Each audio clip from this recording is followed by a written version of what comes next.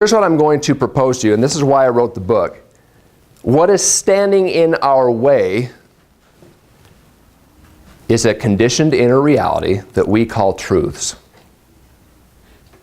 Let me say that one more time. It's that important. What is standing in our way is a conditioned inner reality that we call truth. Now, that's not a very light word, is it? Truth. Doug had a truth, didn't he? He was too busy. How many truths are there out there? There's truths in genetics. There's truths in time. There's truths in resources. There's truths in family members won't support me. There's truths in the healthcare system. There's truths in, you name it. Okay, what is your truth? Here's what I'm going to be a little bold. Now, you can slap me after this, but I'm going to say this. What I propose those truths are, and I'm going to reverse engineer this for you. Those truths are indeed excuses. Why? Now get me here. I want everybody present. If you have something in your soul that tells you, I am worthy of something, you start to ponder it, you are invested in it, and then you pull back, I'm sorry, my friends, but that, make no mistake about it, is an excuse. Now, that's a very large, broad definition, isn't it? Isn't it? I'm going to show you and reverse engineer for you how you got there. You know what the funnest thing about this book was? I reverse engineered my life. Real quick story. I came up after I'd learned that it was getting published. I was on cloud 9. I was like, yes, this is great. I came up and after I was reading it, I told my wife, I said, you know what? I wrote this book for myself. There are so many things in my life standing in my own way right now. I need to be the very first reader. Okay? And again, I'm not standing before you in some beacon of righteousness saying, oh, follow me. I'm saying these are things, these are life lessons that I've had to learn, am learning, and will learn. But I can tell you this. When I've applied these principles to myself and helped clients understand these principles, it is transformative. And they're not my principles. Why? Because the principle is what? Universal, self-evident, and timeless. Not mine. It's not my property. I'm just illustrating them. Okay? So what is an excuse? Okay? So what have we covered so far? We said, I've got something that I want in my life.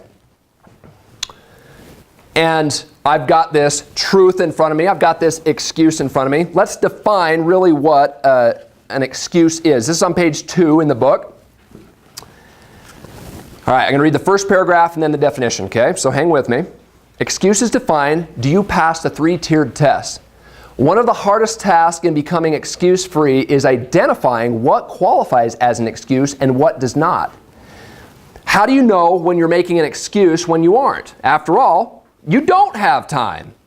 And your job is demanding right now, right? You get me here? To help you with this question, let me suggest 2 definitions of an excuse. Number 1, you guys ready for this? If you don't have the book, you can write this down. Very important. Number 1, any rational, justifiable, or reasonable explanation as to why you can't accomplish your goals. Now look at that.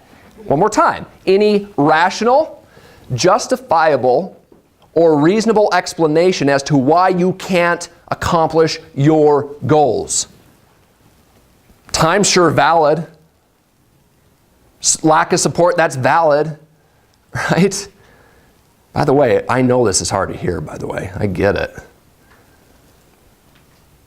But again,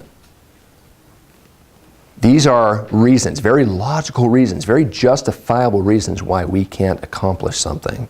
Doug's were all valid. They were all logical. From the linear left-thinking perspective, they all made sense. And everybody has them. Number 2, anytime you forget about your ultimate potential.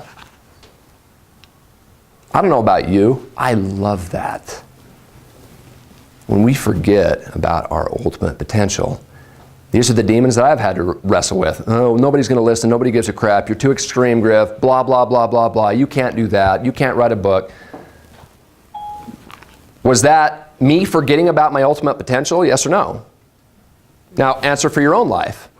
With everything that you utter, is that putting a wedge, a divide between you and your ultimate potential? Yes or no? Again, no guilt, no shame. This is not where we're going with it, guys. This is from a place of love. Please, please, please understand this. I know I'm bold. I know I'm very direct, but sometimes you need that to cut through.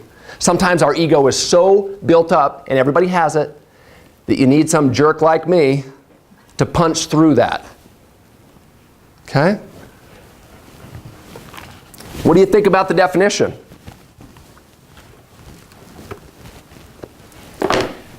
What do you think? Okay, what I want you to do